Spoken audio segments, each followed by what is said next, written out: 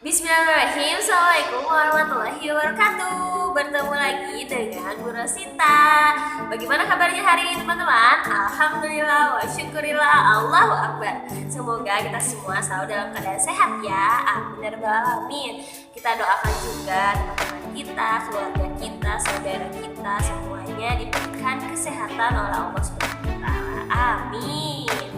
Nah, hari ini sebelum kita mulai kegiatan pembelajaran, alangkah baiknya jika kita berdoa terlebih dahulu. Bismillahirrahmanirrahim. Hari ini kita akan belajar bersama-sama mengenai sumber energi dan perubahannya.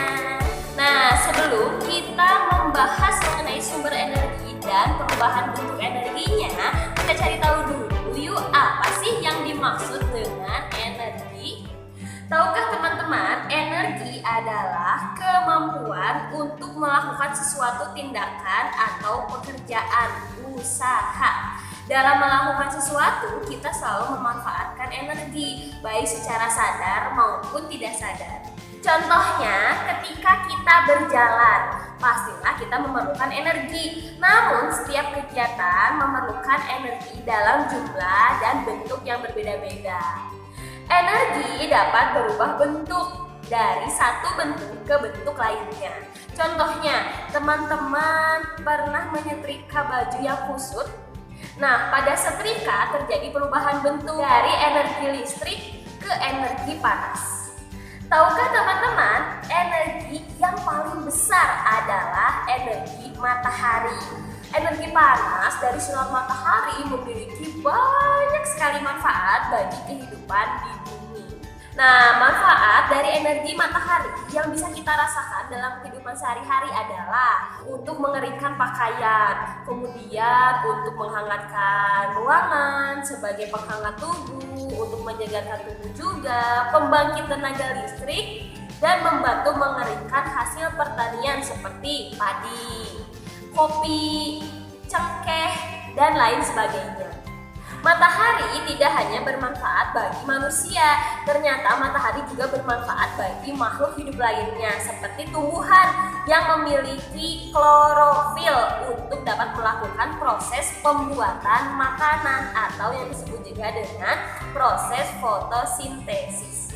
Wah, Masya Allah ya teman-teman, ternyata dalam kehidupan makhluk hidup sangatlah membutuhkan energi. Salah satu energi yang sering kita gunakan adalah energi bumi dan juga listrik. Kita harus bijak dan selalu berhemat dalam menggunakannya ya. Sebab minyak bumi merupakan sumber daya alam yang tidak bisa diperbaharui. Akan habis nih teman-teman jika kita menggunakannya secara berlebihan dan terus menerus. Tahukah teman-teman, tindakan yang berlebih-lebihan itu selain merugikan orang lain juga dibenci oleh Allah Subhanahu wa taala. Sebagaimana firman-Nya, "Dan janganlah kamu berlebih-lebihan. Sesungguhnya Allah tidak menyukai orang yang berlebih-lebihan." Quran Surat Al-An'am ayat 141. Nah, tadi Bu Ros sedikit menyebutkan tentang energi listrik. Tahukah teman-teman, energi listrik adalah energi yang dihasilkan oleh sumber energi, contohnya baterai dan generator. Listrik yang mengalir disebut arus listrik. Arus listrik berasal dari tegangan listrik yang dihasilkan oleh sumber listrik. Teman-teman tahu apa saja sih benda-benda yang membutuhkan energi listrik? Ya, betul sekali. Mesin cuci, speaker, TV, kipas angin, blender, lampu. Dan kita juga bisa menggunakan listrik untuk mengisi daya pada handphone kita dan lain sebagainya. Wah, Masya Allah ya teman-teman, banyak sekali manfaatnya. Kemudian Bu, bagaimana sih perubahan energi itu bisa terjadi? Tadinya kan listrik, kemudian bagaimana bisa menggerakkan kipas angin atau juga bisa menyalakan TV dan lain sebagainya. Nah, tenang teman-teman, hari ini kita juga akan membahas mengenai perubahan energi yang terjadi.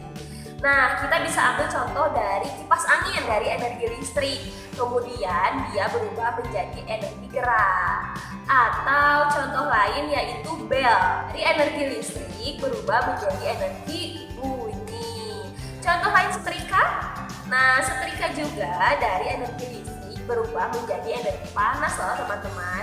Wah, Masya Allah ya teman-teman, ternyata banyak sekali energi yang kita gunakan untuk melakukan kegiatan sehari-hari. Lalu, dampak apa yang kita dapatkan jika kita tidak bisa menghemat energi, terutama energi listrik? Nah, dampak yang pertama adalah kita bisa menghabiskan banyak dana atau uang karena listrik yang kita hambur-hamburkan. Kita juga akan meningkatkan polusi. Selanjutnya, berkurangnya sumber daya alam. Sebab jika kita terlalu hambur dalam penggunaan listrik, maka batu bara, minyak bumi akan semakin menipis dan habis.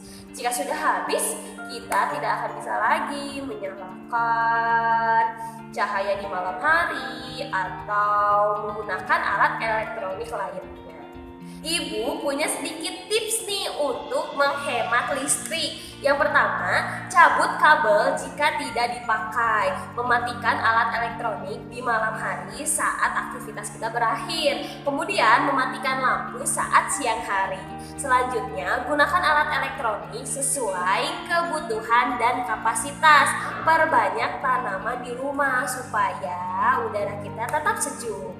Gunakan sumber daya energi alternatif seperti panel surya. Wah, Masya Allah ya teman-teman, kita tadi sudah belajar banyak nih sumber energi dan bagaimana perubahannya.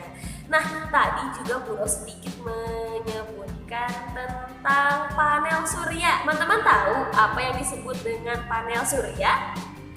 Nah, kalau teman-teman tahu, teman-teman boleh mengisi di kolom komentar di bawah ya. Apa sih panel surya, bagaimana cara kerjanya, dan manfaatnya untuk kehidupan manusia. Semangat ya teman-teman, jangan lupa tuliskan juga nama, kelas, dan jawaban teman-teman. Ibu tunggu ya. Terima kasih teman-teman. Semangat menebar manfaat. Assalamualaikum warahmatullahi wabarakatuh.